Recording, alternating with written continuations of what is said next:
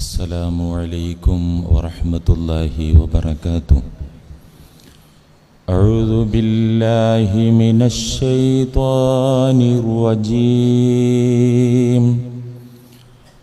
بسم الله الرحمن الرحيم. الحمد لله رب العالمين والعاقبة للمتقين. الصلاة والسلام على سيدنا ومولانا وحبيب ربنا وطبيب لبنا أبي القاسم محمد خاتم الأنبياء والمرسلين ورسول رب العالمين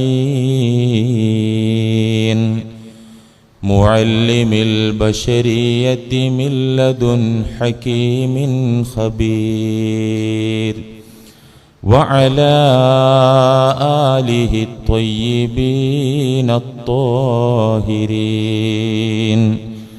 وعلى أصحابه أجمعين. أما بعد، أعوذ بالله من الشيطان الرجيم. بسم الله الرحمن الرحيم. وابتغ فيما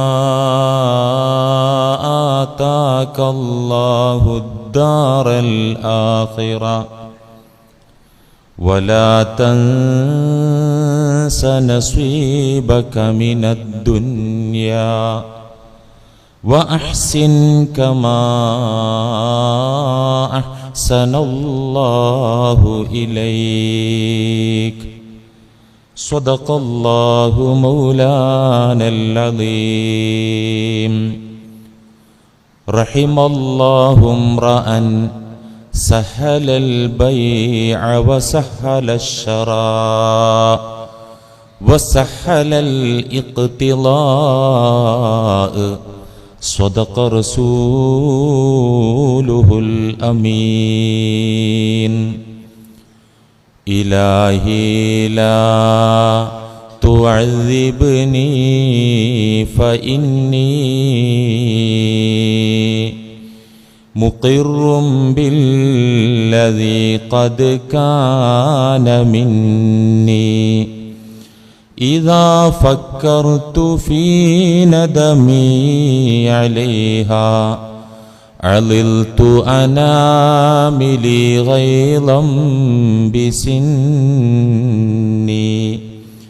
يظن الناس بي خيرا وإني أشر الناس إن لم تعف عني.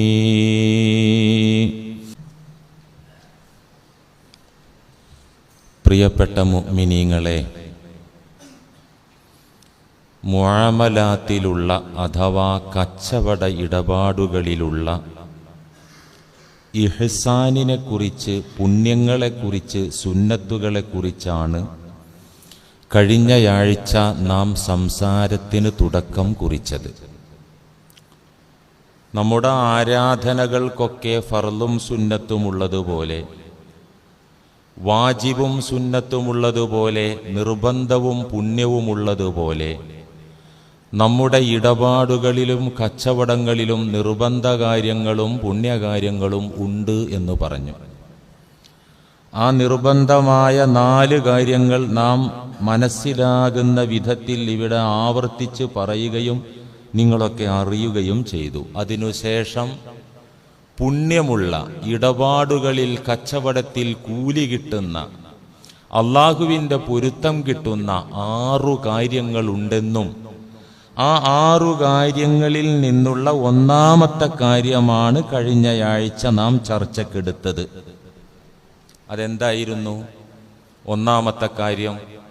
കച്ചവടം ചെയ്യുമ്പോൾ മാന്യമായ വില മാത്രം വാങ്ങുക, അന്യായമായ വില വാങ്ങാതിരിക്കുക. മിതമായ ഒരു ലാഭത്തിന് കച്ചവടം ചെയ്യുക, അമിതമായ ലാഭം ഒഴിവാക്കുക. ഇങ്ങനെ കച്ചവടം ചെയ്താലുള്ള നേട്ടത്തെക്കുറിച്ചും പറഞ്ഞു. ന്യായമായ വിലയ്ക്ക് മിതമായ ലാഭമെടുത്ത് കച്ചവടം ചെയ്താൽ അതുവഴി ബിസിനസ് വളരാനും ബിസിനസ് കൂടാനും അതുവഴി ഒത്തിരി ലാഭം നമ്മുടെ അക്കൗണ്ടിലെത്താനും കച്ചവടത്തിന് ബറക്കത്തുണ്ടാകാനും വഴിയൊരുങ്ങും എന്ന അതിൻ്റെ ഫലവും പ്രമാണബദ്ധമായി ഇവിടെ പറഞ്ഞു കഴിഞ്ഞു. മുഅ്മിനീങ്ങളെ, ഈ കച്ചവടത്തിൽ പാലിക്കാനുള്ള സുന്നത്തുകൾ കൊണ്ട് കേവലം കച്ചവടത്തിലെ ബറക്കത്തും കച്ചവടത്തിലെ ലാഭവും മാത്രമല്ല നമുക്ക് കിട്ടുക. പിന്നെയോ അള്ളാഹുവിൻ്റെ പൊരുത്തവും അള്ളാഹുവിൻ്റെ സാമീപ്യം, അവൻ്റെ ഖുർബത്ത്, അവൻ്റെ അടുപ്പം നമുക്ക് കിട്ടും. നമ്മൾ പ്രമാണങ്ങളിൽ കണ്ടിട്ടുള്ളതാണ്, കേട്ടിട്ടുള്ളതാണ്, പ്രഭാഷണങ്ങളിൽ നിങ്ങളൊക്കെ കേട്ടതാണ്. പടച്ച തമ്പുരാനുമായിട്ടുള്ള സാമീപ്യത്തിന്, ആ റബ്ബുമായിട്ടുള്ള അടുപ്പം കിട്ടാൻ സുന്നത്തുകളിലൂടെയാണ് അതിന് സാധിക്കുക, പുണ്യകർമ്മങ്ങളിലൂടെയാണ് അതിന് സാധിക്കുക എന്ന വഅള് നിങ്ങളൊക്കെ കേട്ടിട്ടുണ്ട്. ഈ വഅള് കേട്ട് പലരും തെറ്റിദ്ധരിച്ചു. സുന്നത്തിലൂടെ അള്ളാഹുവിലേക്ക് അടുക്കാമെന്ന് പറഞ്ഞാൽ ആ സുന്നത്തുകൾ, റബ്ബിലേക്ക് അടുപ്പിക്കുന്ന സുന്നത്തുകൾ കേവലം സുന്നത്ത് നമസ്കാരങ്ങളും സുന്നത്ത് നോമ്പുകളും സുന്നത്തായ ദിക്ർ ഔറാദുകളും സുന്നത്തായ ഖുർആൻ പാരായണം ഓതലും ചൊല്ലലും ഒക്കെ മാത്രമാണെന്ന് പലരും തെറ്റിദ്ധരിച്ചു. അങ്ങനെ അള്ളാഹുവിലേക്ക് അടുക്കാൻ വേണ്ടി സുന്നത്ത് നിസ്കാരം അളവ് കൂട്ടി. സുന്നത്തായി കേട്ട പ്രബലമായ സുന്നത്തും അപ്രബലമായ സുന്നത്തും അടക്കം എല്ലാ സുന്നത്ത് നോമ്പും പിടിക്കാൻ തുടങ്ങി. ഓതലും ചൊല്ലലും പാടലും അത് നന്നാക്കി വർദ്ധിപ്പിക്കാൻ തുടങ്ങി. എന്തിനു? അള്ളാഹുവിലേക്ക് അടുക്കാൻ. നല്ല കാര്യം തന്നെ. പക്ഷെ അതോടൊപ്പം കച്ചവടത്തിലോ ഇടപാടുകളിലോ യാതൊരു വിട്ടുവീഴ്ചക്കും ഈ സുന്നത്തെല്ലാം ആചരിക്കുന്ന അനുഷ്ഠിക്കുന്ന ആൾ ഇടപാടുകളിലോ കച്ചവടങ്ങളിലോ ഒന്നും തന്നെ ഒരു വിട്ടുവീഴ്ചക്കും തയ്യാറാവൂല. ഇത് അബദ്ധമാണ്. അള്ളാഹുവിന്റെ സാമീപ്യം കിട്ടാൻ, പടച്ചവനിലേക്ക് അടുക്കാൻ പുണ്യകർമ്മങ്ങൾ കൊണ്ട് സാധ്യമാകുമെന്ന് പറയുമ്പോ കേവലം ആരാധനാനുഷ്ഠാനങ്ങൾ മാത്രം പോരാ, അതോടൊപ്പം മനുഷ്യരുമായി ബന്ധപ്പെടുന്ന രംഗങ്ങളിൽ, മനുഷ്യനുമായി ബന്ധപ്പെടുന്ന കാര്യങ്ങളിൽ അവിടെയും ഇഹ്സാൻ വരണം, അവിടെയും പുണ്യങ്ങൾ സുന്നത്തുകൾ വർദ്ധിപ്പിക്കണം. അപ്പോഴാണ് അള്ളാഹുവിന്റെ ഹുബ്ബ് കിട്ടുക, അപ്പോഴാണ് അള്ളാഹുവിന്റെ തൃപ്തി സമ്പാദിക്കാൻ സാധിക്കുക, അപ്പോഴാണ് അള്ളാഹുവിന്റെ ഇഷ്ടദാസന്മാരാകാൻ സാധിക്കുക. ഇങ്ങനെ ആരാധനാനുഷ്ഠാനങ്ങളിലും കച്ചവട ഇടപാടുകളിലും മനുഷ്യരുമായി ബന്ധപ്പെടുന്ന രംഗങ്ങളിലൊക്കെ പുണ്യകരമായ കാര്യങ്ങൾ വർദ്ധിപ്പിക്കുമ്പോൾ അള്ളാഹുവിന്റെ ഇഷ്ടം നമുക്ക് കിട്ടും. ആ ഇഷ്ടം കിട്ടിയാൽ എന്താ നേട്ടം? കച്ചവടത്തിൽ ഇനി 6 സുന്നത്താ പറയാൻ പോണേ, 1 പറഞ്ഞു. നീ ബാക്കിയുള്ള 5 കൂടി പറഞ്ഞ് ഞാനും നിങ്ങളും അത് കേട്ട് ഉൾക്കൊണ്ട് അത് അനുഷ്ഠിച്ചാൽ എന്താ അതുകൊണ്ടുള്ള കാര്യം? അള്ളാന്റെ ഇഷ്ടം കിട്ടും. അള്ളാന്റെ ഇഷ്ടം കിട്ടിയാൽ എന്താ അതുകൊണ്ട് നേട്ടം? അതുകൊണ്ടുള്ള നേട്ടം 10,000 ലാഭമല്ല, ലക്ഷങ്ങളും കോടികളും ലാഭം കിട്ടലല്ല, അതിനേക്കാൾ മൂല്യമുള്ള ലാഭമാണ്. കച്ചവടത്തിൽ വർക്കത്ത് ഉണ്ടായാൽ 10,000 ലക്ഷങ്ങളും കോടികളൊക്കെ വരും അക്കൗണ്ടില്. അതിനേക്കാൾ മൂല്യമുള്ള ലാഭമാണ് അള്ളാഹുവിന്റെ ഇഷ്ടം കിട്ടുക എന്ന് പറഞ്ഞാൽ. അള്ളാഹിന്റെ ഇഷ്ടം കിട്ടിയ എന്താ ലാഭം? മഹാനായ സൈനുദ്ദീൻ മഖ്ദൂം തങ്ങള് പ്രസിദ്ധമായ അവിടുത്തെ അദിക്കിയ കിതാബില് സ്വഹീഹുൽ ബുഖാരിയിൽ വന്ന ഒരു ഹദീസിന്റെ അടിസ്ഥാനത്തിൽ മഹാനവറുകൾ പറഞ്ഞു തരുന്നുണ്ട്. മസാല അബ്ദി ബിൻ നവാഫിലി യഖ്റുബു ഹത്താ അകൂന ലഹു യദൻ വൽ അർജുലാ. മസാല അബ്ദി ബിൻ നവാഫിലി യഖ്റുബു, എന്റെ അടിമ ഫർളിന്റെ പുറമെ നിർബന്ധ കാര്യങ്ങളുടെ അപ്പുറത്ത് നവാഫില് കൊണ്ട് പുണ്യകർമ്മങ്ങൾ കൊണ്ട് ധാരാളം നന്മകൾ, പള്ളിയിലുള്ള നന്മകൾ, വീട്ടിലുള്ള നന്മകൾ, അടുക്കളയിലുള്ള നന്മകൾ, സൗഹൃദത്തിലുള്ള നന്മകൾ, കച്ചവടത്തിലുള്ള നന്മകൾ, തൊഴിലിലുള്ള നന്മകൾ, ഇത് അറിയുന്ന അത്ര ഒരടിമ വർദ്ധിപ്പിച്ചാൽ ഖുറുബു, ആ അടിമ എന്നിലേക്ക് അടുക്കും, എന്നിലേക്ക് അടുത്തെത്തും. ഹത്താ അകൂന ലഹു യദൻ വൽ അർജുലാ. ആ അടുപ്പത്തിന്റെ തീവ്രത എത്രത്തോളം അറിയോ? ആ അടുപ്പത്തിന്റെ ശക്തി എത്രത്തോളം ഉണ്ടെന്ന് കേൾക്കണോ?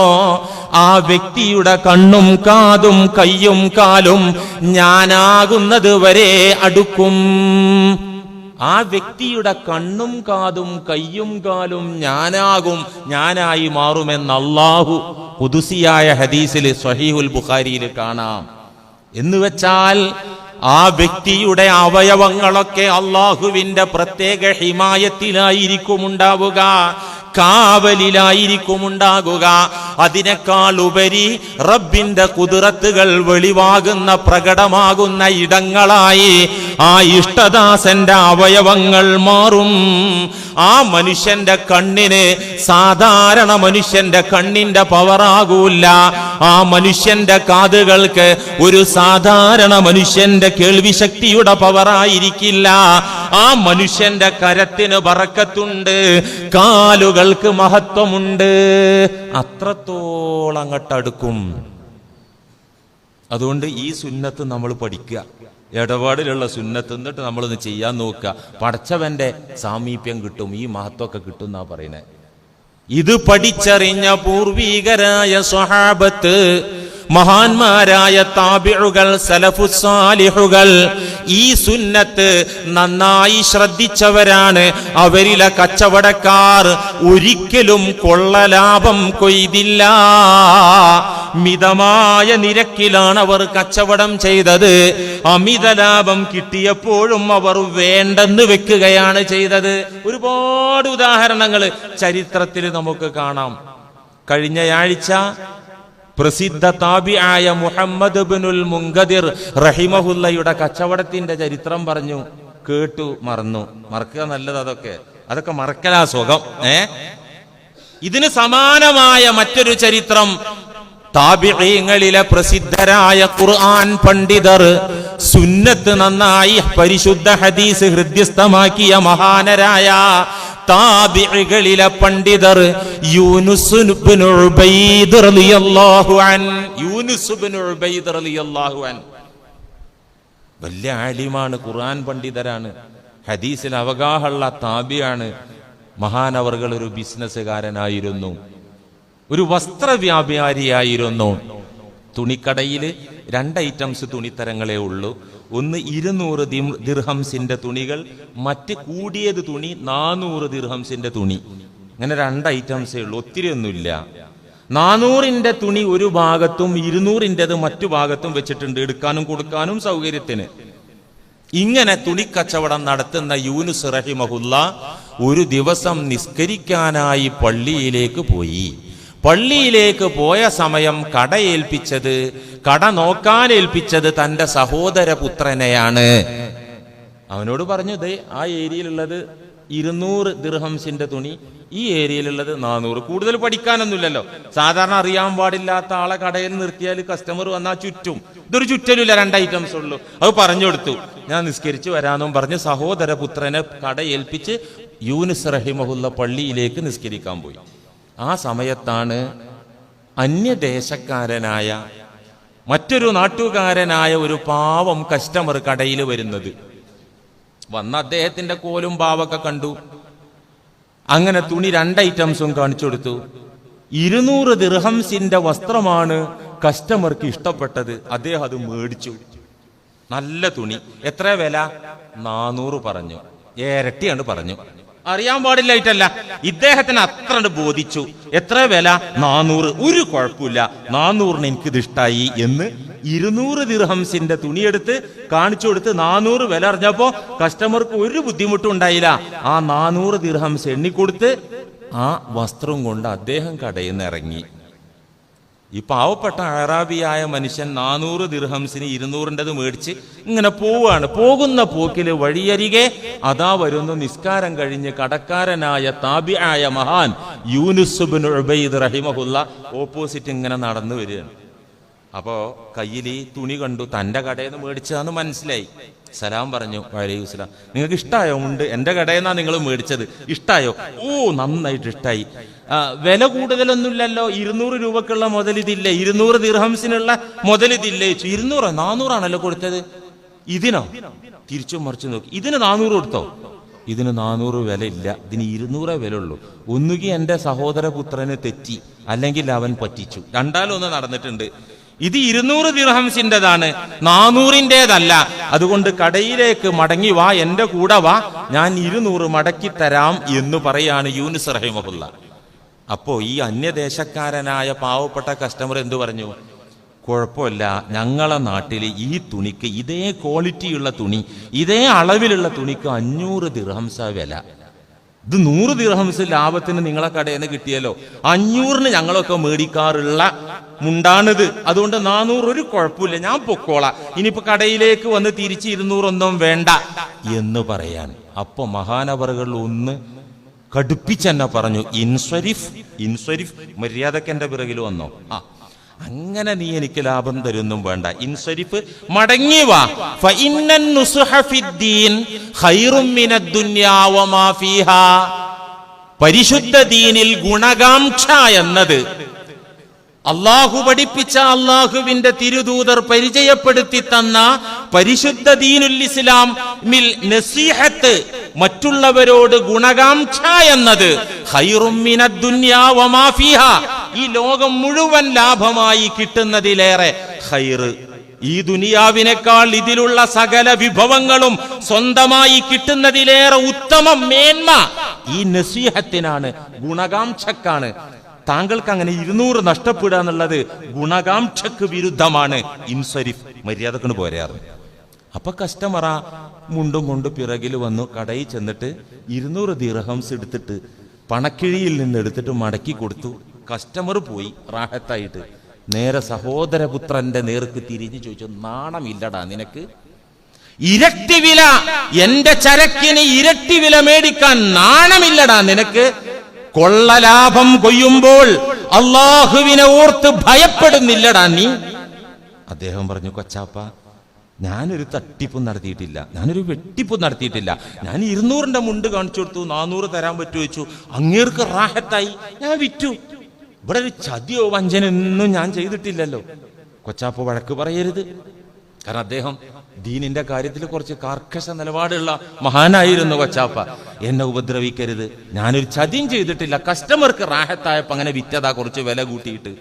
മഹാൻ അവന്റെ നേരെ തിരിഞ്ഞു ചോദിച്ചു, എടാ, നിനക്കൊരാൾ 200-ന്റെ സാധനം 400-ന് തന്നു എന്ന് സങ്കല്പിക്ക്, നിനക്കത് ഇഷ്ടാവോ? ആ മനുഷ്യന്റെ സ്ഥാനത്ത് നീ നിന്നെ ഒന്ന് കാണ്. എന്നിട്ട് 200-ന്റെ വിലയുള്ള മൂല്യമുള്ള ഒരു ചരക്ക് 400-ന് നിനക്ക് മറ്റൊരാൾ വിറ്റാൽ എന്തായിരിക്കും നിന്റെ മാനസികാവസ്ഥ? ഉത്തരം മുട്ടി. മേലിൽ ഈ പണി ആവർത്തിക്കരുത്. നസീഹത്തിനാണ് വലിയ ലാഭം, അതാണൊരു മുഅ്മിനിന്റെ ഏറ്റവും വലിയ ലാഭം. മേലിൽ ആവർത്തിക്കരുത്, അനുസരിക്കാം. ഇതാണ് മഹാന്മാരെ ബിസിനസ്.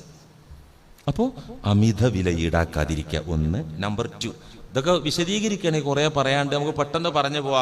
ഈ 6 കൂടിയും പറഞ്ഞിട്ട് 6 സുന്നത്തും കൂടിയും പറഞ്ഞിട്ട് നമുക്ക് അവസാനിപ്പിക്കണം, മറ്റു വിഷയത്തിലേക്ക് പോകണമല്ലോ. നമ്പർ 2, ഇത് ഇനി പറയാൻ പോകുന്ന സുന്നത്ത് പണ്ടും ഇന്നും എന്നും ഏറെ പ്രസക്തമായ, എല്ലാം പ്രസക്തമാണ്, ഇത് വളരെ പ്രസക്തമായ കച്ചവട ഇടപാടിൽ ശ്രദ്ധിക്കാനുള്ള ഒരു ഇഹ്സാനാണ്, ഒരു നന്മയാണ്, ഒരു പുണ്യമാണ്. അതെന്താണ്? പാവപ്പെട്ട ദരിദ്രരായ കച്ചവടക്കാരിൽ നിന്ന് കൂടുതൽ വിലക്ക് ചരക്ക് വാങ്ങുക. ദരിദ്രരായ കർഷകരിൽ നിന്ന് അവരുടെ വിളവുകൾ മാർക്കറ്റിൽ വന്നാൽ ആ കർഷകർ പാവങ്ങളാണെങ്കിൽ അവർക്ക് ലാഭം കിട്ടുന്ന നിലക്കുള്ള വിലക്ക് അവരെ ചരക്ക് വാങ്ങുക. മനസ്സിലായില്ല? ഒരു ഉദാഹരണം പറഞ്ഞാൽ മനസ്സിലാവും. ഒരു സാധു, വലിയ ആരോഗ്യമൊന്നുമില്ല, മറ്റു ജോലികൾക്കൊന്നും പോവാൻ വയ്യ. അപ്പൊ ആ കക്ഷി എന്ത് ചെയ്തു? തൻ്റെ വീടിനോട് ചേർന്നൊരു ചെറിയ ഷെഡ് പണിത് ആ ഷെഡിനകത്ത് അത്യാവശ്യ ജീവിത സാധനങ്ങളായ ഒരു എല്ലാം ഉൾക്കൊള്ളുന്ന ഒരു ചെറിയ പലചരക്ക് കട തുടങ്ങി. വീടിനോട് ചേർന്നൊരു ഷെഡ്, ആ ഷെഡിൽ ഒരു ചെറിയ പലചരക്ക് കട. അദ്ദേഹത്തിനാണെങ്കിൽ വൃദ്ധരായ രോഗികളായ മാതാപിതാക്കളുണ്ട്, പറക്കമുറ്റാത്ത വിദ്യാർത്ഥിനികളായ കൊച്ചുമക്കളുണ്ട്. ജീവിതം രണ്ടറ്റം മുട്ടിക്കാൻ ഇങ്ങേര് ക്ലേശിക്കുകയാണ്. അപ്പോഴാണ് ഒരു കൊച്ചു കടയിട്ടത് വീടിനോട് ചേർന്ന്. അദ്ദേഹത്തിന്റെ കടയിൽ പഞ്ചസാരയ്ക്കും മരിക്കും മാർക്കറ്റിലെ സൂപ്പർ മാർക്കറ്റ് ഉണ്ടല്ലോ അങ്ങാടിയിലെ, അവിടത്തെ വിലയേക്കാൾ പഞ്ചസാരക്കും മരിക്കും 50 പൈസ 1 രൂപ കൂടുതൽ വിലയുണ്ട്. എവിടെ? ഈ പാവത്തിന്റെ കടയിൽ. മാർക്കറ്റില് വലിയ കടയാണ്, അവിടെ 1 രൂപയും 50 പൈസയും ലാഭം കിട്ടും. എന്നാലും മാർക്കറ്റിലേക്ക് പോന്നിക ബൈക്കിൽ പോകണം, അല്ലെങ്കിൽ കാറിൽ പോകണം. ഈ 50 പൈസ ആ ഇന്ധനത്തിന്റെ ആ പോക്കിന്റെ ടൈമിന്റെ സംഗതി കൊണ്ടൊക്കെ നഷ്ടം തന്നെയാണ്. ഇനി അതൊന്നുമില്ല, ചുമ്മാ അങ്ങാടിയിൽ പോയപ്പോ ഇനിയിപ്പോ ഇവിടുന്ന് മേടിക്കാരി 50 പൈസ ഇവിടെ കുറവല്ലേ, അത് ചെയ്യാതെ ആ സാധുവിന് കച്ചവടം ഉണ്ടാക്കി കൊടുക്കാൻ, അദ്ദേഹത്തിന്റെ കുടുംബത്തെ പോറ്റാനുള്ള ഒരു അവസരം അദ്ദേഹത്തിന് നൽകാൻ, അദ്ദേഹത്തിന് ജീവിച്ചു പോകാനുള്ള ഒരു വകുപ്പുണ്ടാകാൻ അങ്ങാടിയിൽ കാലിക്കാറുമായി ചെന്നതാണെങ്കിലും ഇവിടെ വന്നിട്ട് 50 പൈസ കൂടുതൽ വില കൊടുത്ത് മേടിക്കുക, ഇത് ഇഹ്സാനാണ്, ഇത് കച്ചവടത്തിലെ പുണ്യമാണ്. അതുകൊണ്ട് ഒരു നഷ്ടം വരൂല. ആ സാധു ജീവിച്ചു പോയിക്കോളും, ഒരു സുന്നത്തിന്റെ കൂലി നമുക്ക് കിട്ടും. ഒരു കിലേജുമ്പോൾ 50 പൈസയല്ലേ കൂടുതലാകുക, ആ സാധു ജീവിക്കുമല്ലോ. ആ സാധുവിനാണെങ്കിൽ ഇത് അങ്ങാടിയിൽ നിന്ന് പർച്ചേസ് ചെയ്ത് ഗുഡ്സൊക്കെ പിടിച്ചിട്ട് കൊണ്ടു, അതിന്റെ ചെലവുണ്ടല്ലോ. ഒരു 25 പൈസ ആ സാധുവിന് ഏറെ കിട്ടിക്കോട്ടെ. ഇത് കച്ചവടത്തിലെ ഇഹ്സാനാണ്. പാവപ്പെട്ട കച്ചവടക്കാരിൽ നിന്ന് ഇച്ചിരി വില കൂടുതലാണെങ്കിലും അവിടുന്ന് സാധനം മേടിക്കുക എന്നുള്ളത് കച്ചവടത്തിലെ സുന്നത്താണ്. ഇതുപോലെ തന്നെ പാവപ്പെട്ട കർഷകർ, അവരിൽ നിന്ന് ന്യായമായ വില, അവർക്കൊരു ലാഭം കിട്ടുന്ന പരുവത്തിൽ അവരുടെ പ്രൊഡക്റ്റുകൾ, അവരുടെ ഉൽപ്പന്നങ്ങൾ വാങ്ങിക്കലും ഇഹ്സാനാണ്. കർഷകർ എന്നും ദുരിതത്തിലാണ്. ഈ ഇന്ത്യ മഹാരാജ്യത്തെ കർഷകർ എന്നും പ്രക്ഷോഭത്തിലാണ്. ഇന്നത പത്രത്തിലെ കർഷകരുടെ നീറുന്ന പ്രശ്നങ്ങൾക്ക് സൊല്യൂഷൻ കണ്ടെത്താൻ സുപ്രീം കോടതി പ്രത്യേക നിർദ്ദേശം പുറപ്പെടുവിച്ചിരിക്കുന്നു, ഉത്തരവിറക്കിയിരിക്കുന്നു. രാജ്യത്തെ കർഷകർ എന്നും പ്രക്ഷോഭത്തിലും സമരത്തിലാണ്. കേരളത്തിലെ കർഷകരൊക്കെ നിരവധി പ്രശ്നങ്ങളുണ്ട്. ഭാരിച്ച ചിലവ്, കൃഷി വൃത്തി ചെയ്യാൻ, കൃഷി ഇറക്കാൻ ഭാരിച്ച ചെലവ്. ഇനി കൃഷി ആ ചെലവൊക്കെ സഹിച്ചിറക്കിയാലോ കാലാവസ്ഥാ വ്യതിയാനം കൊണ്ടും കീടങ്ങളുടെയും ജന്തുക്കളുടെയും ഉപദ്രവങ്ങൾ കൊണ്ടും കൃഷി നഷ്ടപ്പെട്ടു പോവുക. ഇനി ഭാരിച്ച ചെലവും കീടങ്ങളൊക്കെ തുരത്തിയിട്ട് ഇതിൽ വിളവുണ്ടായി കിട്ടിയാലോ മാർക്കറ്റിൽ വന്നാല് 10 പൈസ കാശ് കിട്ടാത്ത അവസ്ഥ. എത്ര കർഷകര് വിളവെടുക്കുന്ന പാടത്ത് തന്നെ വെച്ച് നശിപ്പിച്ച് കളഞ്ഞ സംഭവം നമ്മൾ പത്രത്തിൽ വായിച്ചില്ലേ? കുമ്പളങ്ങയും മത്തനും 2 രൂപ പോലും മാർക്കറ്റിൽ വിലയില്ലാതെ വിളവെടുത്ത, അല്ലെങ്കിൽ അതെല്ലാം ഉണ്ടായ ആ വയലിൽ തന്നെ കൃഷിയിടത്ത് തന്നെ നശിപ്പിച്ച് കളയുന്ന കാഴ്ച, ദയനീയമായ കാഴ്ച നമ്മൾ കണ്ടല്ലോ ന്യൂസിലും പത്രത്തിലൊക്കെ. അവിടെയാണ് ഇസ്ലാമിന്റെ ധീരമായ ശബ്ദം. ഒരിക്കലും കർഷകർ കണ്ണീര് കുടിച്ചുകൂടാ, ആത്മഹത്യയിലേക്ക് പോയിക്കൂടാ. കർഷകന് മാന്യമായ ഒരു ലാഭം കിട്ടുന്ന പരുവത്തിൽ കർഷകരിൽ നിന്ന് അവരുടെ കൃഷി ഉൽപ്പന്നങ്ങൾ നിങ്ങൾ മേടിക്കുക. അത് ഇടപാടിലെ സുന്നത്താൻ, ഇടപാടിലെ ഇഹ്സാനാണ് പരിശുദ്ധ ദീനുൽ ഇസ്ലാം. ഇതൊക്കെ നമ്മുടെ മാതൃകാ പുരുഷന്മാർ കാണിച്ചു തന്നു. മഹാന്മാരായ സ്വഹാബാക്കളുടെ സുന്നത്താത്, ചര്യാണിത്. ഹസൻ ഹുസൈൻ റളിയല്ലാഹു അൻഹുമാ, പുന്നാര നബിയുടെ പ്രിയപ്പെട്ട പൗത്രന്മാർ, അവർക്കൊരു ശൈലി ഉണ്ടായിരുന്നു. എന്താ ശൈലി? പച്ചപ്പാവം എവിടെയെങ്കിലും കച്ചവടം ചെയ്യുന്നുണ്ടെങ്കിൽ അങ്ങേര് ഈത്തപ്പഴത്തിന്, ഗോതമ്പിന് ഇത്ര ദിർഹം എന്ന് പറഞ്ഞാല് കൂടുതൽ വിലക്ക് മേടിക്കും. അങ്ങേര് പറഞ്ഞതിനേക്കാൾ ഒരു 10 രൂപ ഇൻഷാ അല്ലാഹ് അതവിടെ വെച്ചോ, അങ്ങോട്ട് മേടിക്കും. മേടിച്ചിട്ടോ ഇത് വീട്ടിലേക്ക് തിന്നാൻ കൊണ്ടുപോകല്ല, വേറെ സ്ഥലത്ത് മറിച്ച് വിൽക്കാൻ കൊണ്ടുപോകല്ല. ആ കൂടുതൽ വിലക്ക് മേടിച്ച ചരക്ക് സ്വതഖ ചെയ്യുമായിരുന്നു. പാവപ്പെട്ട കർഷകർ അവർ വിളവെടുത്തു, മാർക്കറ്റിൽ വിലയില്ല, ഇവർ ഇതുകൊണ്ട് വലയാണ്. കൃഷിക്കുള്ള കൂലിത്തൊഴിൽ പോലും കിട്ടൂല, മുടക്ക് മുതൽ പോലും കിട്ടൂല. ഇങ്ങനെ കഷ്ടപ്പെടുമ്പോ ഹസൻ ഹുസൈൻ റളിയല്ലാഹു അൻഹുമാ അവർക്ക് ലാഭം കിട്ടുന്ന ഒരു വിലക്കാതെ എടുത്തിട്ട് അത് ഫ്രീ ആയിട്ട് അങ്ങോട്ട് സ്വതക്ക ചെയ്യും. ഇതിൽ പുണ്യുണ്ട്. റസൂലുള്ളാഹി സ്വല്ലല്ലാഹു അലൈഹി വസല്ലമ തങ്ങളുടെ ദുആ ബറക്കത്ത് അത്തരക്കാർക്ക് കിട്ടും. എന്താ ദുആ? നാം നേരത്തെ പറഞ്ഞ ദുആണ്. റഹിമല്ലാഹും റആ, അല്ലാഹു ഒരു കൂട്ടം മനുഷ്യരെ അനുഗ്രഹിക്കട്ടെ. ആരാണ് ആ കൂട്ടം? സഹലൽ ബൈഅ വസഹലശ് ശറാ, ബിസിനസിന് സൗകര്യം ചെയ്തു കൊടുത്തവർ, പാവപ്പെട്ട കച്ചവടക്കാർക്ക് സാവകാശവും സൗകര്യവും അവർക്ക് സുരക്ഷയും ഒരുക്കി കൊടുത്തവർ, വിൽക്കാനും വാങ്ങാനും സൗകര്യം ഒരുക്കി കൊടുക്കുന്ന നല്ല മനസ്കരായ ആളുകൾ, അവരെ അല്ലാഹു അനുഗ്രഹിക്കട്ടെ എന്ന ദുആ. എന്നാലോ വലിയ കച്ചവടക്കാര്, വലിയ കച്ചവടക്കാര്, അവര് കൊള്ള ലാഭം കൊയ്യുന്നുണ്ടെങ്കിൽ അവിടെ പോയി കൂടുതൽ പൈസ കൊടുക്കാൻ നിൽക്കണ്ട, വേറെ സ്ഥലത്തേക്ക് പോയാൽ മതി. നിങ്ങൾ പാവങ്ങളെടുത്ത് പോവാ, അല്ലെങ്കിൽ മിതമായ ലാഭത്തിൽ കിട്ടുന്നിടത്ത് പോവാ. അത് റസൂലുള്ളാഹി പറഞ്ഞു, അൽ മഗ്ബൂനു ഫിശ്ശറാഇ ലാ മഹ്മൂദ വലാ മഅ്ജൂറ.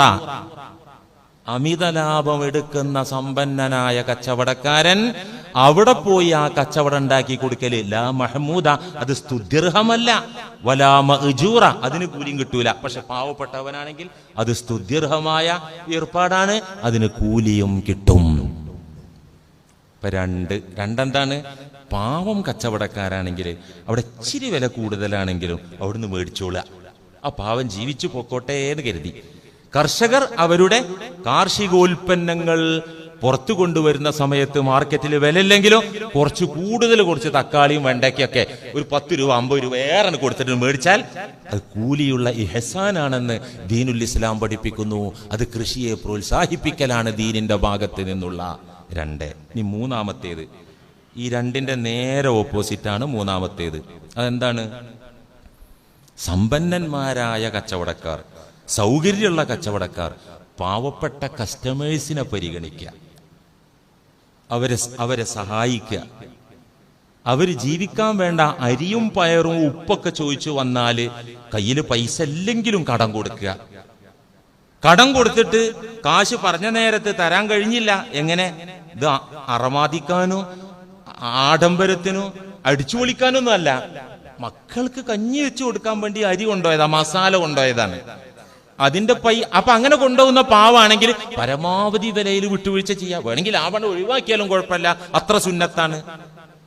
അങ്ങനെ കടം കൊടുക്കുക, കടം കൊടുത്തതിന് അവധി കൊടുക്കുക, അവധി തെറ്റിയാല് നീട്ടിക്കൊടുക്കുക. സൗകര്യമുള്ള കച്ചവടക്കാരൻ പാവപ്പെട്ട കസ്റ്റമേഴ്സിനെ പരിഗണിക്കുകയും അവരുമായി സഹകരിക്കുകയും അവരെ സഹായിക്കുകയും ചെയ്യുക. ചിലർ ഈ മേഖലയിലൊക്കെ കുറച്ച് ക്രൂരത കാണിക്കും. ഒരു പാവം അവന്റെ കയ്യിൽ ഇല്ലാന്നറിയാം, അവന് എവിടുന്ന് ഒപ്പിക്കാനും ഇല്ലാന്നറിയാം, അവന് തൊഴിൽ ചെയ്യാനുള്ള ആരോഗ്യം ഇല്ലാന്നും അറിയാം. അങ്ങനെ അവന് 1-ാം തീയതി തരാന്നാ പറഞ്ഞിരുന്നു. 1-ാം തീയതി ആയപ്പോ അരിന്റെയും തക്കാളിന്റെയും കാശ് കിട്ടിയില്ല. പിന്നെ സാധനം മേടിക്കാൻ വന്നപ്പോ ഒരു അന്ത്യശാസനം, ഈ ഇടപാടോടെ നടക്കൂല, ഇവിടെ ഫണ്ട് എവിടെ? അത് എൻ്റെ കയ്യിൽ വരുമ്പോ അപ്പ ഞാൻ തരും. ഞാൻ പല വാതിലും മുട്ടി നോക്കി, നടപടി ആയില്ല. ഇൻഷാ അല്ലാഹ് ഫണ്ട് വരുന്ന മുറക്ക് ഞാൻ തന്നിരിക്കും. ഞാൻ എൻ്റെ കട ഓർത്തിട്ട് എനിക്ക് രാത്രി കിടന്നിട്ട് ഉറക്കം വരുന്നില്ല. അപ്പൊ ഈ കടക്കാരൻ പറയാ, സൗകര്യമുള്ള മുതലാളി, കഥയൊന്നും എനിക്ക് കേൾക്കണ്ട, എനിക്ക് വേണ്ടത് മേശപ്പുറത്ത് കാശാ, കഥയൊന്നും ഇവിടെ കേൾക്കണ്ട.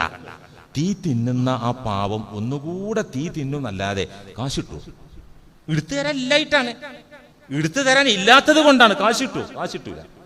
വെറുതെ ആ പാവത്തിനെ ഒന്നുകൂടെ നോവിക്കുക എന്നല്ലാതെ. ഈ വഴല് കേട്ടിട്ട് അതിവളവന്മാര് സന്തോഷിക്കൊന്നും വേണ്ട. ചില കാഞ്ഞ വളവന്മാരുണ്ട്, അങ്ങനെ അറിയോ? കയ്യിൽ അത്യാവശ്യം പൈസയൊക്കെ ഉണ്ടാവും, ഒരു കടയിൽ ചെന്നിട്ട് മൂക്കറ്റം കടം വാങ്ങിയിട്ടുണ്ടാവും, പൈസ ഇട്ട് കൊടുത്തിട്ടുണ്ടാവില്ല. പിന്നെ ആ കട ഒഴിവാക്കിയിട്ട് പുറത്തെ കടയിൽ പോയിട്ട് ആ സാധനം മേടിക്കുക. മൊയ്ലേര് പറഞ്ഞത് കേട്ടില്ല, വലിയ സുന്നത്താ, ഞാൻ കാശ് തരൂല എന്ന് പറഞ്ഞിട്ട് ചുളിവില് രക്ഷപ്പെടാൻ നോക്കണ്ട. അമ്മാതിരി അലവലാദികളെ വെറുതെ വിടാനും പാടില്ല. ഒരു കടയിൽ നിന്ന് കിട്ടുന്ന അത്ര എന്താവും കടം മേടിക്കും, പിന്നെ ആ വഴിക്ക് അല്ലല്ല ആണ് പോവില്ല. ഇപ്പുറത്തെ കടയിൽ നിന്ന് ഈ ഇടപാട് അവിടെയും കൂടിയും കാണിക്കാൻ വേണ്ടി ഇങ്ങനത്തെ അതിവളവന്മാരുണ്ട്, വിടരുത്. ഞാൻ പറഞ്ഞത് നിവൃത്തിയില്ലാത്ത പാവങ്ങൾ, അവരെ സഹായിക്കുക എന്ന് പറഞ്ഞാൽ വലിയ പുണ്യാണ് ദീനില്. റസൂലുള്ളാഹി സ്വല്ലല്ലാഹി അലൈഹി വസല്ലം അത്തരക്കാർക്ക് വേണ്ടി ദുആ ചെയ്തിട്ടുണ്ട്. റഹിമല്ലാഹു റഅൻ സഹലൽ ഇഖ്തിലാ. കടം വാങ്ങിയിട്ട് കടം പറഞ്ഞ സമയത്ത് കൊടുത്തു വീട്ടാൻ പറ്റാത്ത പാവങ്ങൾക്ക് സാവകാശം കൊടുത്ത മനുഷ്യർക്ക്, ബിസിനസ്സുകാർക്ക് അല്ലാഹുവേ നീ കരുണ ചെയ്യണമേ, അവരെ നീ അനുഗ്രഹിക്കണമേ എന്ന് മുത്ത് റസൂല് ദുആ ചെയ്തിട്ടുണ്ട്. സഹലൽ ഇഖ്തിലാ, കടം വീട്ടുന്നിടത്ത് സാവകാശം എളുപ്പം ചെയ്തു കൊടുത്തു. മറ്റൊരു ഹദീസിൽ കാണാ മൻ അല്ലറ മുഅ്സിറാ ഔ തറക ലഹു. ഒരു ബിസിനസ്സുകാരൻ, ഒരു സമ്പന്നൻ, മൻ അല്ലറ മുഅ്സിറാ, ഞെരുക്കമുള്ള പാവപ്പെട്ട സാമ്പത്തിക ക്ലേശമുള്ള ഒരു സാധുവിന് സാവകാശം നൽകി. ഔ തറക ലഹു, അല്ലെങ്കിൽ സാവകാശമല്ല, നിന്റെ കയ്യിലില്ല, ഇല്ല പണിയൊന്നുമില്ല, ഇല്ല, എന്നാ ഞാനത് ഒഴിവാക്കി. എത്ര രൂപ? 8630 രൂപ 40 പൈസ. എങ്ങനെയുള്ളതാണ്? വീട്ടിക്ക് നിത്യോപയോഗ സാധനങ്ങൾ മേടിച്ചതാണ്. എത്ര തരാനുണ്ട്? എത്ര കാലായി? 1.5 കൊല്ലായി, ഇതുവരെ കിട്ടിയിട്ടില്ല. എന്റെ ഒരു ഇടപാടുമില്ലേ? എന്നാ ഞാൻ നിനക്ക് പൊരുത്തപ്പെട്ടു, ഒരു കുഴപ്പമില്ല, പൊക്കോ. ഔ തറക ലഹു, ദാരിദ്ര്യം അനുഭവിക്കുന്ന പാവത്തിന് ആ കച്ചവടക്കാരൻ അത് ഒഴിവാക്കി കൊടുത്താൽ ഹാസബഹുല്ലാഹു ഹിസാബൻ യസീറാ, ഈ കച്ചവടക്കാരനെ അല്ലാഹു നാളെ മഹ്ശറ കോടതിയിൽ വളരെ സിമ്പിളായ വിചാരണയെ നടത്തൂ. വളരെ എളുപ്പമുള്ളൊരു വിചാരണയിലൂടെ ആ മനുഷ്യനെ അല്ലാഹു രക്ഷപ്പെടുത്തും. തീർന്നില്ല, വഅളല്ലഹുല്ലാഹ് തഹത ളില്ലി അർശിഹി യൗമ ലാ ളില്ല ഇല്ലാ ളില്ലുഹു. ഒരു നിഴലും തണലുമില്ലാത്ത മഹ്ശറ ലോകത്ത് അല്ലാഹു അവന്റെ അർശിന്റെ തണൽ ഈ മനുഷ്യന്മാരുടെ മീതെ ഇട്ടുകൊടുക്കും. അല്ലാഹു തൗഫീഖ് നൽകട്ടെ. ചെറിയ കാര്യമല്ലത്. വേറൊരു ഹദീസ് കേട്ടോ, ഇമാം മുസ്ലിം സ്വഹീഹിൽ ഉദ്ധരിച്ച ഹദീസാണ്. ഇതൊന്നും പൊട്ടക്കഥയല്ല, മുസ്ലിം ലോകത്ത് അംഗീകരിക്കപ്പെടുന്ന പ്രമാണയോഗ്യമായ ഹദീസാണ് ഈ പറയുന്നതൊക്കെ. സ്വഹീഹ് മുസ്ലിമിൽ കാണാം, റസൂലുള്ളാഹി സ്വല്ലല്ലാഹി അലൈഹി വസല്ലം തങ്ങള് നാളെ പരലോകത്ത് നടക്കുന്ന ഒരു രംഗം പറഞ്ഞു തരാൻ. എല്ലാരും കേട്ടോ, കേട്ടോ കൂട്ടരെ. ഈ കച്ചവട ഇടപാടൊക്കെ ചെയ്യുന്ന ആരെയിക്കോട്ടെ, ഫ്രൂട്ട്സ് കച്ചവടം ആവട്ടെ, മീൻ കച്ചവടം ആവട്ടെ, അല്ല പലചരക്ക് കട ആവട്ടെ, ഈ കച്ചവടം ചെയ്യുന്നവർക്കൊക്കെ ഉണ്ടാവും കുറച്ച് കിട്ടാകുറ്റി, ഉണ്ടാവൂലേ? എന്താ നിങ്ങൾ ഈ മേപ്പെട്ട് നോക്കിക്കണത്? നിങ്ങൾക്ക് അങ്ങനത്തെ അനുഭവം ഒന്നുമില്ലേ? കിട്ടാകുറ്റി കിട്ടാത്ത കുറെ എണ്ണം ഉണ്ടാവും. അതിൽ കാഞ്ഞ വളവന്മാരുണ്ടാവും 10-60%, 40% നിവൃത്തിയില്ലാത്ത ഗതി കെട്ടവരായിരിക്കും. ആ അതിവളവന്മാരെ നിങ്ങൾ പൊരുത്തപ്പെട്ടും കൊടുക്കും വേണ്ട, വിടും വേണ്ട. ഈ 40% കാര്യത്തിൽ നിങ്ങൾ ഇതൊന്ന് കേൾക്കുക. ഇനി പറയുന്ന ഹദീസ് സ്വഹീഹ് മുസ്ലിമിൽ വന്ന ഈ ഹദീസ് എല്ലാവരും ഒന്ന് കേൾക്കുക. റസൂലുള്ളാഹി സ്വല്ലല്ലാഹി അലൈഹി വസല്ലം പറയാണ്, നാളെ മഹ്ശറ വൻസഭയിൽ അള്ളാഹു ഒരു തെമ്മാടിയായ മനുഷ്യനെ വിചാരണക്ക് കൊണ്ടുവന്ന് നിർത്തും, പ്രതിക്കൂട്ടിൽ നിർത്തും. ആരെ? ഒരു ആലിമിനെ അല്ല, ഒരു സ്വാലിഹിനെ അല്ല, ആൾ അറാമ്പുറപ്പായിട്ട് ജീവിച്ച ആളാണ്. നമ്മളെ ഭാഷയിൽ പറഞ്ഞ ഇങ്ങനെയുള്ള മനുഷ്യനെ അള്ളാഹു നാളെ മഹ്ശറയിൽ അവന്റെ വിചാരണ കോടതിയിൽ കൊണ്ടുവന്ന് നിർത്തും. നിർത്തിയിട്ട് അവന്റെ കർമ്മരേഖ സെർച്ച് ചെയ്യും.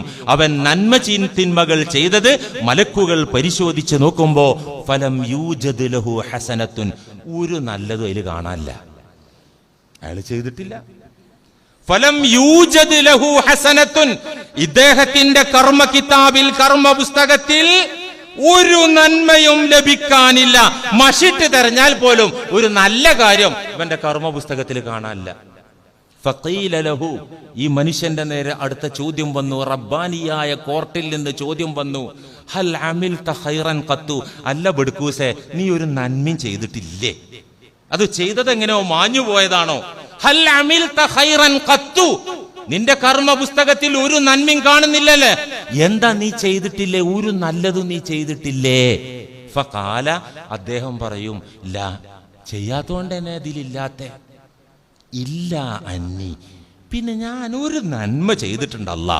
ആ മനുഷ്യൻ അവിടെ വെച്ച് പറയുന്നത് റസൂലുള്ളാഹി സ്വല്ലല്ലാഹി അലൈഹി വസല്ലം തങ്ങൾക്ക് അല്ലാഹ് അറിയിച്ചു കൊടുത്ത് വഹിയിലൂടെ റസൂല് നമ്മളായിട്ട് പങ്കുവെക്കാണ് നാളെ അവിടെ നടക്കാനുള്ള സംഭവം.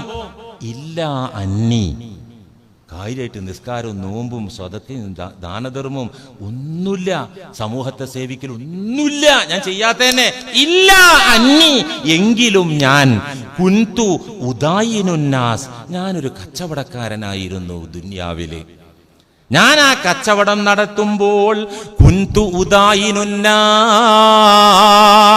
പട്ടിണി പാവങ്ങൾ ഭക്ഷണ വസ്തുക്കൾ വാങ്ങാൻ എന്റെ കടയിലോട്ട് വരുമ്പോൾ അവരുടെ കയ്യിൽ പണമില്ലെങ്കിലും ഭക്ഷണ വസ്തുക്കൾ ഞാൻ അവർക്ക് കടം കൊടുക്കാറുണ്ടായിരുന്നു. അല്ലാ, കടം കൊടുക്കുക മാത്രമല്ല, എന്റെ കടയിലുള്ള ഉമ്മാലിനോട്, കടയിലുള്ള സ്റ്റാഫിനോട്, പണിക്കാരോട് ഞാൻ പ്രത്യേകം പറഞ്ഞിരുന്നു, പട്ടിണി പാവങ്ങൾ ഇവിടെ വന്ന് ഭക്ഷണ വസ്തുക്കൾ ചോദിച്ചാൽ പണമില്ലാത്തതിന്റെ പേരിൽ അവരെ മടക്കി വിടരുതേ. അവർ കടം പറഞ്ഞ് കടം മേടിച്ചു പോയാല്, ആ കടത്തിന്റെ അവധി എത്തിയാല് അവര് നിവൃത്തികേട് കൊണ്ട് തന്നില്ലെങ്കിൽ നിങ്ങൾ അവധി നീട്ടിക്കൊടുക്കണേ. ഒരു നിലക്കും കടം വീട്ടാൻ പറ്റാത്തവർക്ക് നിങ്ങളത് ഒഴിവാക്കി കൊടുക്കണേ എന്ന് ഞാൻ എന്റെ സ്റ്റാഫിനോട് പറയാറുണ്ടായിരുന്നു. അല്ലാ, ഇത് മാത്രമാണ് ഞാൻ ചെയ്ത ഏക നന്മ. കേൾക്കണില്ലേ നിങ്ങള്? സ്വർഗത്തിലേക്കുള്ള ഒരു കുറുക്കു വഴിയാണ് ഈ പറയുന്നത്, കച്ചവടക്കാർക്കുള്ള സ്വഹീഹായ ഹദീസ്, മുസ്ലിമിന്റെ ഹദീസ്. ആകെ ഞാൻ ചെയ്യല്, ഞാനൊരു കച്ചവടക്കാരനാ, ഞാൻ പാവങ്ങൾക്ക് കടം കൊടുക്കും, കടത്തിൽ ഇളവ് കൊടുക്കും, ഒഴിവാക്കി കൊടുക്കേണ്ടവർക്ക് ഒഴിവാക്കി കൊടുക്കും. ഇത്രയേ ഉള്ളൂ, വേറെ ഒന്നുമില്ല. ഇത് കേൾക്കുന്ന അല്ലാഹു പറയും, ഫനഹ്നു അഹഖു ബിദാലിക മിൻക, നീ ജനങ്ങൾക്ക് മാപ്പ് കൊടുത്തുവല്ലേ, ഇളവ് കൊടുത്തുവല്ലേ, കിട്ടാക്കുറ്റികൾ ഒഴിവാക്കി കൊടുത്തുവല്ലേ, കിട്ടാക്കടങ്ങൾ ഒഴിവാക്കി കൊടുത്തു, പാവങ്ങൾക്ക് നീ സൗകര്യം കൊടുത്തു, മാപ്പ് കൊടുത്തുവല്ലേ, ഫനഹ്നു അഹഖു ബിദാലിക മിൻക, എങ്കിൽ മാപ്പ് കൊടുക്കാൻ നിന്നെക്കാൾ അർഹനായവൻ ഞാനാണ്. ഫഗഫറല്ലാഹു ലഹു, ആ മനുഷ്യന്റെ എല്ലാ തെമ്മാടിത്തരവും ആ മനുഷ്യൻ അല്ലാഹു മാപ്പാക്കി ആ മനുഷ്യൻ സ്വർഗത്തിലേക്ക് പോയി എന്ന് ഖാല റസൂലുള്ളാഹി. രക്ഷപ്പെടാൻ ഒരു കച്ചവടക്കാരൻ ഇത് ചെയ്താൽ മതിയാകുന്ന ഈ പറയണേ എന്ന് കരുതി നീ കച്ചവടക്കാർ വാങ്ങ് കേൾക്കുമ്പോൾ മൊയ്ലേര് പറഞ്ഞ വഴതു പ്രകാരം ഇപ്പൊ ജമാഅത്തിന് പോകണ്ടെന്നൊന്നും ചിന്തിക്കണ്ട. ഇത് ഇത്ര മഹത്തുള്ള കാര്യമാണ് പാവങ്ങൾക്ക്. ഇനിയിപ്പോ ഒരു പാവത്തിന്റെ പിന്നാലെ കൂടി കുറെ തേറി പറയാൻ പറ്റും, അയാളെ കുറിച്ച് നാട്ടിൽ കുറെ പരദൂഷണം, മേടിച്ചു പോയേക്കണതാ, തരാണ്ടായിട്ട് 3.5 കൊല്ലം അയക്കണതാ ഒക്കെ പറഞ്ഞ് ആ സാധുവിനെ നാണം കെടുത്താന്നല്ലാതെ കിട്ടാൻ വകുപ്പില്ല കൂട്ടരെ. അവിടെ ലാഭമുള്ള കച്ചവടം എന്താ? ആണ് പൊരുത്തപ്പെട്ടു കൊടുക്കുക. എല്ലാവർക്കും പൊരുത്തപ്പെട്ടു കൊടുത്താൽ ഇവിടെ നാളെ മാർക്കറ്റിൽ പോയിട്ട് പിന്നെ ചരക്ക് മേടിക്കാൻ പറ്റാത്ത പാവപ്പെട്ട അങ്ങനത്തെവരെ കുറിച്ചല്ല പറഞ്ഞത്. സൗകര്യമുള്ള കച്ചവടക്കാർ ഇളവ് കൊടുക്കുക, ഇതാണ് 3ാമത്തെ സുന്നത്ത്. അല്ലാഹു മുആമലാത്തിലുള്ള ഇടപാടിലുള്ള ഇത്തരം സുന്നത്തുകളൊക്കെ പാലിക്കാനും അതുകൊണ്ടുള്ള നേട്ടം കരഗതമാക്കാനും നമുക്കും തൗഫീഖ് നൽകി അനുഗ്രഹിക്കട്ടെ.